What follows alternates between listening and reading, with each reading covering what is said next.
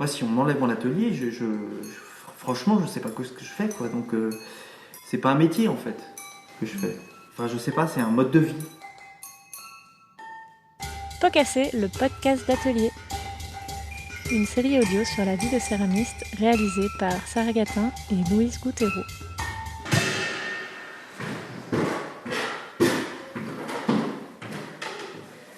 Accumulation, mouvement perpétuel et petit clou secret. Bah, c'est l'inconvénient, c'est que ça grince. Grégoire Scalabre. Bah, en fait, j'avais des parents qui étaient, que j'ai toujours d'ailleurs, qui étaient très baba cool, on va dire. La vraie époque, mon père bassiste menuisier qui fabriquait des jouets pour les enfants et ma mère prof de danse. Ils sont partis dans les Alpes de Provence. Donc moi j'étais tout petit et là-bas il y avait un atelier de céramique. Donc j'ai fait, je crois, une initiation. J'ai des photos de moi à l'âge de 7 ans. Parce que j'étais extrêmement brillant petit à l'école, donc on m'a mis en pension. Et de 10 à 15 ans. Et dans dans cet pensionnat, pour redresser un petit peu les loustiques comme moi, il y avait un atelier de céramique. Donc c'était le seul moment où j'étais pas collé, où je faisais pas de conneries. Et là, donc là j'ai 10 ans et c'est la vraie rencontre, quoi. C'est-à-dire que je tombe nez à nez avec mon premier prof, Roland Smith, un anglais, avec des chaussures impeccables. Et là il me fait découvrir le dessin, la céramique, etc. Et donc là j'ai décidé que j'allais devenir céramiste. Donc je dis à mon père d'un ton solennel, bon bah voilà, je sais ce que je vais faire. Et il m'a pris très au sérieux. Et il m'a dit, écoute, prends un mois pour réfléchir, puis si c'est vraiment ça, on en reparle. Et j'ai jamais changé d'avis. Et surtout, j'ai eu la chance d'avoir des parents qui ont considéré ça. Comme j'étais dyslexique, dysorthographique, je ne correspondais pas du tout au système classique, ils ont eu l'intelligence de se dire, bon, on va voir. Donc ils ont accueilli ça, ils m'ont soutenu. Et donc je suis parti en apprentissage à 16 ans, à Dieulefit. Et là, c'était vraiment chouette, quoi. Et moi, je me suis retrouvé dans une faïencerie, atelier du sage, qui faisait pas forcément de tour, plutôt de la déco, du coulage. Mais ils avaient l'obligation, quand ils prenaient un apprenti, de lui donner un nombre d'heures. Donc il y avait un prof qui venait. L'expérience de se retrouver en apprentissage, de découvrir la vie d'un atelier, avec les odeurs, et puis à 16 ans, se retrouver dans un appartement qui est à soi, avec un petit loyer, un petit salaire, un peu la cour des grands. Donc c'était une expérience de vie pas possible. Mais là, j'étais jeune, j'aimais la céramique, mais c'est quelque chose que je prenais au sérieux. J'aimais ça, mais je faisais beaucoup de skate, j'avais des copines, voilà, on fait un peu on a besoin de vivre aussi autre chose. Donc ça s'est aggravé plus tard, le côté obsessionnel de la céramique. Mais disons que, en tout cas, j'en garde un souvenir plutôt sain, quoi. Voilà, de découvrir un métier, le considérer, les temps incompressibles de la céramique, les temps de séchage, d'observation, etc. Ça, c'est quelque chose que j'ai compris assez rapidement. Donc, je respecte vraiment ça. Je respecte le métier. Ouais, je dirais que je dois vraiment tout à ce métier, quoi. C'est quelque chose qui m'a vraiment construit, quoi. Donc, je suis vraiment le produit de l'apprentissage avec des vraies rencontres, quoi. Donc, là, je passe le CAP, je suis en alternance. Donc, maître d'apprentissage. Et puis, 3 fois dans l'année, je dois monter à Longchamp pour faire ce qu'on appelait un regroupement. Et là, pendant un mois, j'étais là-bas.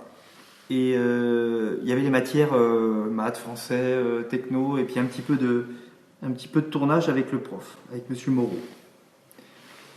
Et ben, j'ai trouvé que l'enseignement était bien, mais on est ado, quoi. Donc voilà, il y a beaucoup de choses. Je dois quand même dire que je me suis fait virer de l'internat parce que j'ai transpercé la porte avec un manche à balai. Donc du coup, voilà, on est un peu turbulent quand même, mais bon, mais par contre impliqué dans la céramique. Ensuite, l'examen du CAP arrive. Je rends feuille blanche en maths, ce qui me vaut une élimination. Donc je n'ai pas le CAP. Donc je me retrouve à donner des cours depuis 15 ans, etc. Mais je n'ai pas le CAP, que je revendique d'ailleurs. C'est pas grave, là je me retrouve à Montpellier. Et à Montpellier, je décide de faire une formation supérieure. Je demande un entretien avec Christian Coissieux, qui est le directeur de l'école. Je dis voilà, on s'est vu il y a 15 ans. Il me dit oui Grégoire, je me souviens très bien, mais tu as un CAP Oui, mais je voudrais faire le second cycle chez vous. Il me dit mais le problème c'est que moi je ne prends pas de gens que je n'ai pas formés déjà. Donc je joue le jeu, je lui dis bah, c'est pas grave, on va réapprendre. Je vais refaire la formation avec vos gestes, alors que j'avais déjà des gestes de mon côté. Donc j'ai mélangé, mais j'ai joué le jeu. Et là, je peux dire que c'est ma première vraie rencontre. Il y a eu des gens importants, Roland Smith quand je suis tout gamin, ensuite Longchamp, c'était les premiers contacts, mais un vrai maître d'apprentissage avec un partage, un respect, je sais pas, le respect je l'avais déjà à Longchamp, mais je veux dire j'étais peut-être trop dissipé, etc. Mais là c'était vraiment très important pour moi et je dois tout à Christian Coissieux qui m'a réellement tout appris. Voilà, ce qui soit du dessin, et je suis resté faire la formation, ça a duré 10 mois. Je devais, comme ça s'était bien passé, il m'a proposé de préparer les cours avec lui, c'est-à-dire que je pouvais travailler dans son atelier et puis l'après-midi et le matin je lui donnais des cours avec lui, ou en tout cas je l'aidais à préparer les cours. Voilà, je fais ça et puis à un moment j'ai écourté parce que j'avais besoin de vivre mon expérience et donc je suis parti un peu du jour au lendemain. Et pour moi, ça a été une très grande déception parce que je suis parti peut-être trop rapidement. J'ai pas pu m'expliquer, j'ai pas pu expliquer à Christian que j'avais besoin de vivre mon expérience, etc. Donc on est parti un petit peu brouillé.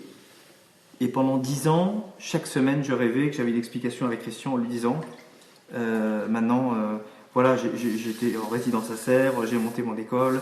J'ai travaillé en prison, etc. C'était un peu comme mon maître d'apprentissage. Voilà. Je voulais un référent, mais le problème c'est que voilà. Et le moment où j'ai appelé pour prendre de ses nouvelles au bout de 10 ans, j'ai appris qu'il était mort, peu de temps avant. Donc du coup, très difficile parce que j'aurais aimé lui rendre hommage, ou en tout cas lui dire combien il a été important pour moi, et sans lui, je pense qu'il y a beaucoup de choses qui ne se seraient pas passées, ça c'est clair. Voilà, mais je suis en contact avec sa fille, avec qui j'étais dans la même promo, qui a repris l'école, Ariane Coissieux, qui est un très bon prof et qui travaille la céramique et qui dirige Agir Céramique, l'école maintenant.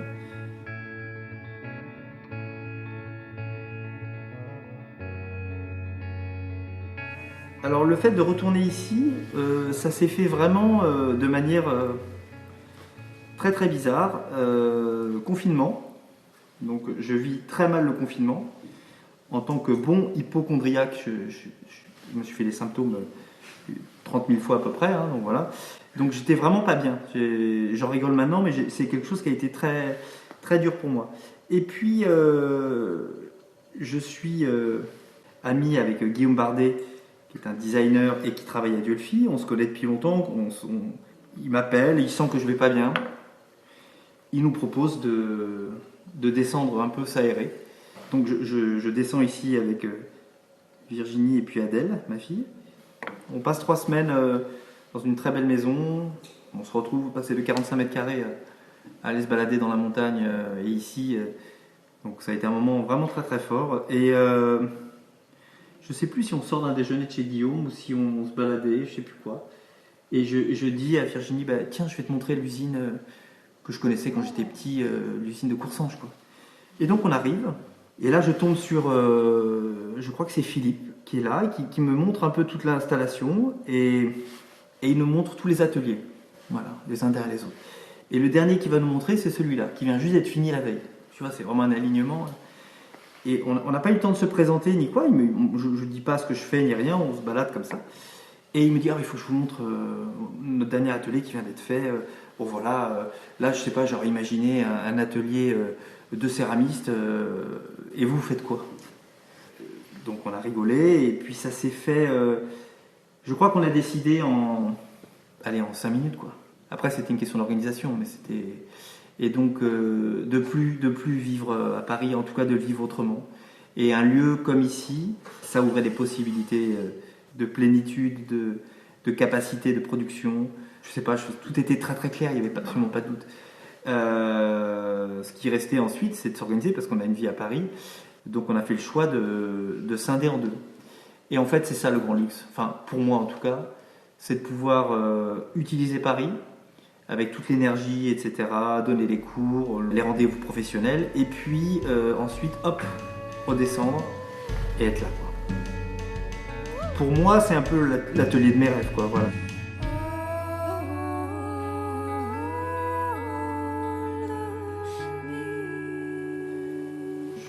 J'ai beaucoup d'énergie en fait dans l'implication, dans la volonté de faire des choses. Et puis j'ai des petits gimmicks, quoi, des choses que j'aime bien, des petits gestes que je fais, ou des petits rituels. Les petits rituels, c'est quelque chose qui me rassure. Souvent, ce sont des lieux. La table, par exemple, c'est quelque chose qui est important pour moi. Pas pour forcément manger, mais c'est la présentation des choses. Une belle table, des beaux couverts, c'est très féminin finalement. Je suis assez délicat sur ce truc-là. On pourrait se dire, dis donc, tu peux pas les un peu, pas dandy, mais enfin quand même, le mobilier, il y a des choses que j'aime. Je déteste l'accumulation. Pardon. Ouais, non, remettons les choses dans leur contexte. Mais travail d'accumulation, oui, mais les gens, pour le mobilier par exemple, parce qu'ils mettent de l'affect dedans, ils se retrouvent avec des tas de choses.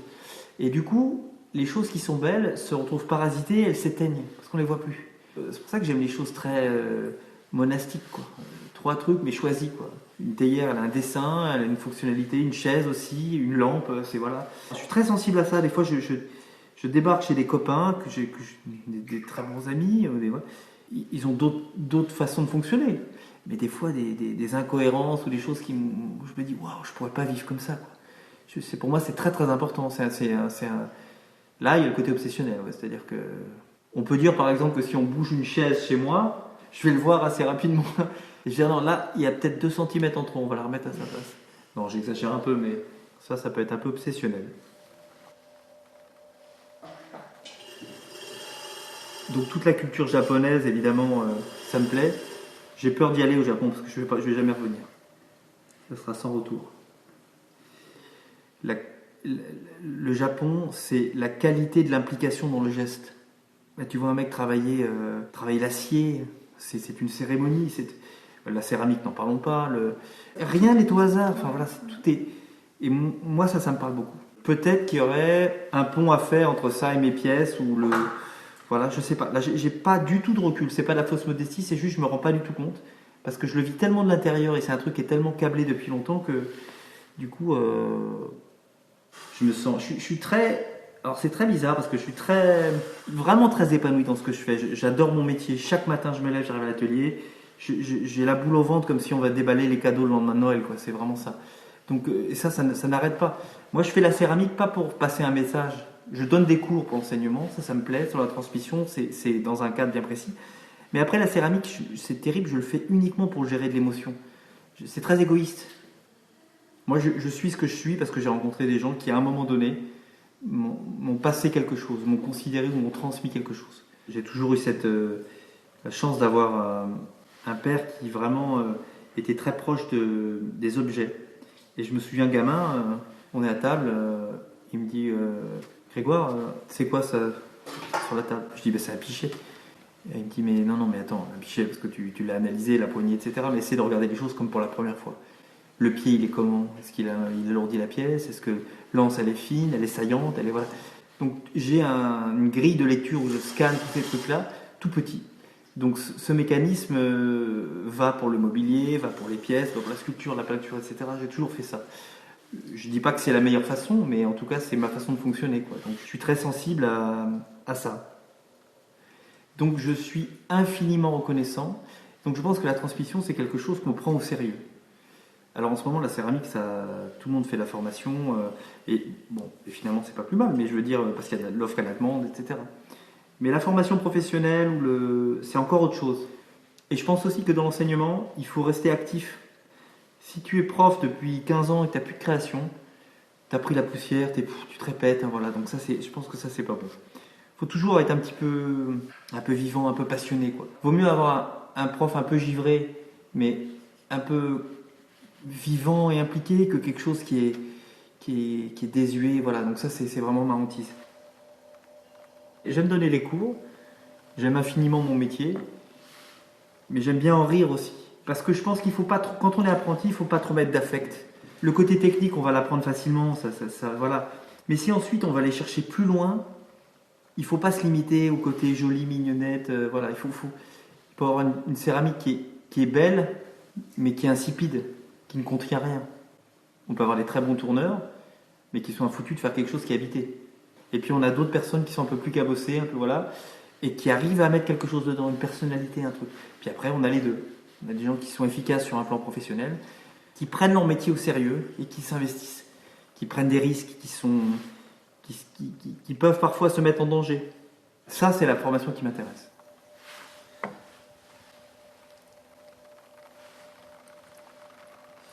Mais quand je tourne, je suis pas forcément limité dans ce que je fais. En fait, je suis plutôt, c'est comme quelque chose d'initiatique, quoi. Ça permet de penser à d'autres pièces à côté, à des dessins. C'est un peu comme une conduite automatique, quoi. Mais je crois que ça, c'est comme un musicien qui fait ses gammes, c'est-à-dire que au bout d'un moment, on a des automatismes. Donc, quand tu tournes et que tu penses à ce que tu vas cuisiner ce soir, c'est bien. Donc, c'est quand même quelque chose de très reposant. C'est un peu la même sensation quand tu regardes un feu de cheminée. Tu vois ce que je veux dire? Voilà. Donc, je suis un feu de cheminée, en fait.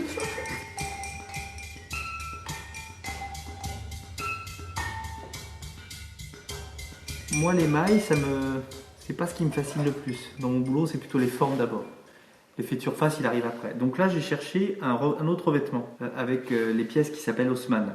On reprend un vocabulaire architectural avec le travail de staff, de moulure, etc., qui est détourné avec une bande qui se déplace, voilà. Et j'ai pensé à présenter des pièces qui seraient recouvertes de marbre. Parce que pour des pièces qui font référence à l'architecture, je trouvais ça intéressant de reprendre ce vocabulaire minéral. Donc j'ai mis au point du marbre projeté et ensuite poncé. Donc c'est des pièces qui sont en céramique, qui sont cuites, et ensuite on a mis au point un liant qui est un mélange de marbre pilé et ensuite je ponce. Voilà. Donc que du modelage. Donc le modelage c'est encore autre chose. C'est pas évident. C'est quelque chose de beaucoup plus difficile, je trouve. Bon, moi je suis tourneur donc c'est sûr, mais quand même je trouve que le modelage ça ouvre des perspectives, on peut vraiment tout faire, quoi. Donc reste à trouver la bonne terre, la bonne technique, mais donc ces pièces là sont des pièces qui sont, comment je pourrais dire ça, on a l'impression que c'est de la fonte, on ne sait pas ce que c'est. Elles sont noires ou blanches et elles sont tordues, pliées. Certaines ont l'impression qu'elles sont en mouvement, d'autres sont figées, d'autres paraissent très légères, d'autres très lourdes. On sent de l'architecture, de la sidérurgie.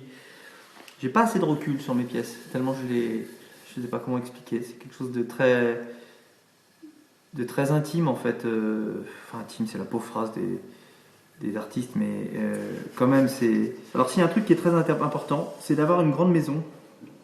Enfin, évidemment, bien sûr, tout le monde veut une grande maison, mais moi, j'ai jamais eu une grande maison. Mais grande maison, pourquoi? Pour pouvoir mettre en place toutes les choses qu'on ne peut pas avoir quand on a un petit appartement. Des tableaux, toutes les choses qu'on a accumulées et qui sont des combustibles, qui sont des choses qui génèrent. Donc, de les avoir chez nous avec des choses qu'on cherche ensemble, on va pas dire qu'on vit dans un showroom, mais enfin, on a on a les pièces que l'on aime et moi, ça me nourrit tous les jours, en fait. Voilà. Et là, on n'est plus dans un discours de créativité, mais c'est la pierre angulaire du truc, quoi. C'est-à-dire quand on va en randonnée, on se sent vivant. Et puis là, les idées. Enfin, moi, le problème, c'est que les idées, j'en ai tout le temps, en fait. Donc ça n'arrête pas. Je pense que c'est infernal de vivre avec moi parce que je suis tout le temps en train de penser à des trucs, des projets, des machins. Donc pour ce qui est de la comment dirais-je, la puissance de création, ça, c'est pas le problème. Après, l'autre problème, c'est plutôt de le gérer dans le temps, de l'organiser. Et voilà, ça, je suis pas le meilleur pour organiser ça, mais voilà. Mais en étant ici, j'ai l'impression que ça canalise quand même pas mal les trucs. Et en effet, le coup de se balader, j'en ai pas parlé parce que ça me semblait tellement évident mais maintenant dans le contexte pour expliquer, oui, bien sûr. Je dirais après l'énorme atelier et la possibilité de travailler dans des conditions idéales, tout de suite derrière, il y a la nature, ça c'est sûr.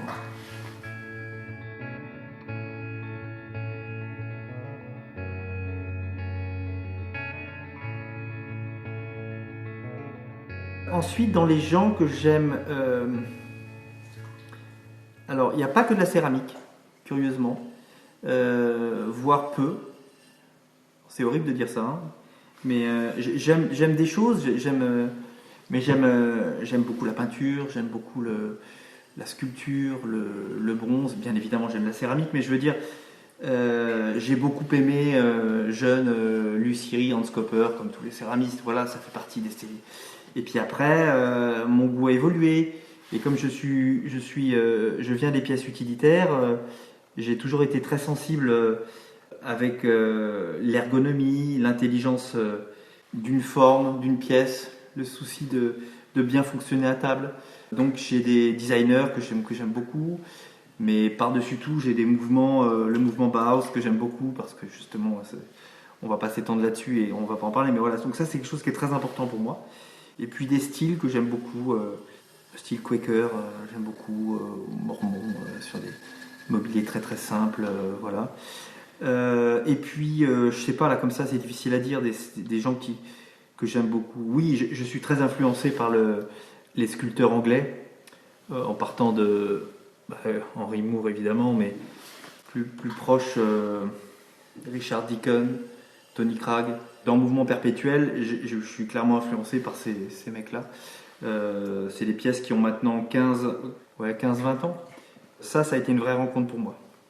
Tant sur le dessin que sur l'énergie à mettre dedans, le choix des matériaux, la grille de lecture, quoi. Voilà. Et puis beaucoup de bouquins. Voilà. Beaucoup de bouquins, beaucoup de dessins, beaucoup de podcasts. Pascal Basile, qui est un ami, qui m'a appris le dessin. On se connaît depuis longtemps, on s'est vu, côtoyé pendant un moment. Et puis après, on se voit pas pendant 10 ans, et puis on se revoit, voilà.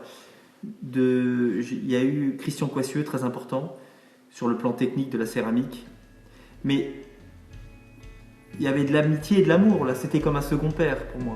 C'est vraiment quelqu'un j'avais 17 ans, quoi. Donc c'est vraiment... Je l'ai vraiment aimé comme un père.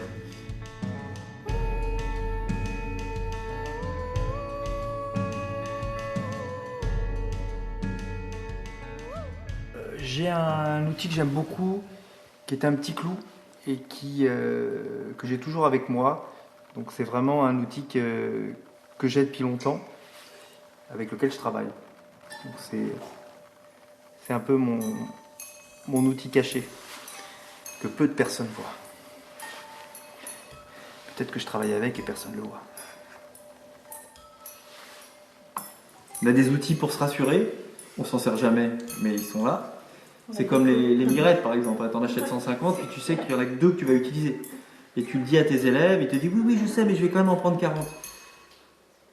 Après, je ferai une petite parenthèse, c'est vrai qu'on a des rencontres à un moment et je me souviens du moment où j'organisais mal mon temps de travail entre mes cours et ma création. Et ça de ce côté-là, Virginie a été vraiment chouette parce que elle m'a aidé à structurer, à organiser. Moi, j'ai pas l'expérience. Je suis très bon dans ce que je fais, et sans doute parce que j'ai passé trop de temps dans l'atelier. Là, je suis le roi du pétrole ici. Mais par contre, sorti de là, je suis paumé sur plein de choses. J'ai aussi plein de... On dirait, ouais, lui, il est garé loin, il n'est pas efficace dans l'organisation. Je suis incapable d'envoyer un mail correctement, je rédige mal. Voilà, donc c'est compliqué. Mais je me fais aider.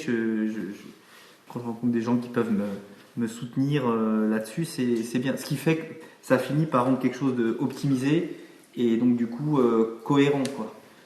J'ai beaucoup travaillé pour ça, je gagne ma vie, mais j'ai passé un paquet de temps à pas compter mes heures, quoi. Voilà, ça c'est sûr. Il y a les cours, puis après il y a tout le boulot perso, parce que généralement on se dit ah ouais mais tout le temps que je travaille pour moi, je compte pas les heures. Là je suis là depuis 8 heures, je travaille, mais ça j'ai l'impression que je travaille pas. Finalement c'est plutôt bien, donc il y a des pièces qui partent dans des endroits prestigieux, je vais pas me plaindre, surtout en ce moment. Donc, oui, je pense que je suis privilégié. Enfin, et en même temps, je le dis, j'ai travaillé pour ça. J'ai fait des choix. J'ai pris des risques, je me suis impliqué. Il faut faire la céramique pour soi, quoi, pas pour les autres. Et je pense aussi, c'est plutôt un témoignage, mais je dirais que quelqu'un je parle pour une démarche artistique, quelqu'un qui est bien, qui est finalement pas dans une espèce d'urgence, qui est épanoui dans ce qu'il est. Il va tenter de faire une démarche artistique, il la fera, mais je trouve qu'elle est plus forte quand c'est viscéral, quand la démarche artistique compense quelque chose. Moi, c'est ce qui est mon cas. Sans ça, je ne serais rien. Mais vraiment, les gens me disent ah ouais, mais t'as une vie d'artiste, c'est quand même formidable, etc. Mais en fait, j'ai jamais fait d'autre boulot. Je n'ai jamais travaillé autre que ça. Donc ça me fait peur d'avoir peu d'expérience en dehors de l'atelier. Et par moments, j'admire les gens qui... c'est tout l'inverse. On admire toujours ce qu'on n'est pas. Hein. Je ne l'invente pas, mais quelqu'un qui est disponible pour les autres, qui arrive qui pense à un truc, qui est calme et qui va dire on va faire demain, qui est structuré, qui fait ça, ça me fascine parce que c'est pas ce que je suis. Moi, je suis dans mes trucs. Alors, par moments, ça peut être dur pour les autres parce que j'ai de l'humour, j'en rigole. J'ai beaucoup d'autodérision, etc. Mais c'est justement pour aussi... je suis égocentré, mais je suis soucieux des autres. Donc, voilà, je suis très dans mon truc. Mais je pense qu'on ne peut pas faire autrement. Si tu arrives à l'atelier à 10h et que tu repars à 4h, et que voilà... je pense que... moi, c'est comme ça que je le vis. Je ne dis pas qu'il faut le faire comme ça. D'abord, quand j'étais apprenti, en tant que tourneur proprement parlé, j'étais pas le meilleur. C'est pas vrai. Par contre, j'étais le plus givré. Je pense que j'avais un univers à moi, j'avais des trucs, voilà. Et puis j'avais des angoisses, j'avais donc tout ça fait que ça a fait une espèce de bouillon de puissance dans l'urgence, dans la créativité, parce que c'est un refuge. Moi, si on m'enlève mon atelier, franchement, je sais pas ce que je fais, quoi. Donc on parlait de modèle économique. Moi, je te dirais un modèle mental qui est trouvé avec ça. Donc c'est pas un métier en fait que je fais. C'est juste... je sais pas, c'est un mode de vie, en tout cas. Voilà. Moi, je le verrais comme ça. Mais j'aimerais pouvoir de temps en temps être encore plus disponible, plus posé. J'arrive à le faire avec l'expérience, parce que je suis arrivé à un certain niveau et que je me calme aussi, peut-être, je sais pas. Quand je dis niveau, c'est pas la prétention, hein, c'est juste avancer dans l'âge, être dans mon atelier, c'est régénérateur. Voilà, ce qu'on a construit là, ici ensemble, ce choix de vie avec Virginie, etc. Pour moi, c'est un équilibre parfait.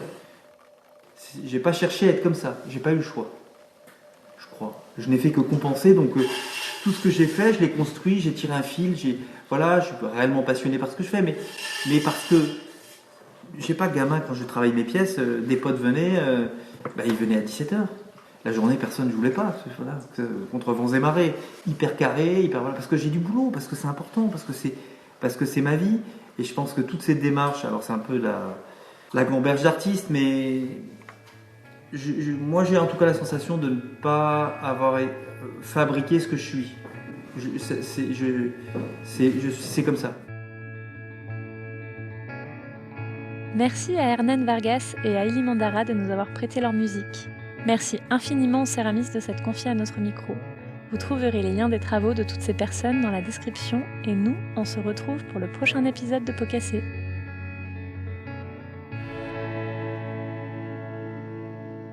Haute ou basse température? Basse température. Oxydation ou réduction? Oxydation. Grès ou porcelaine? Porcelaine. Thé ou pinard? Thé. Rat des villes ou rat des champs? Rat des champs même.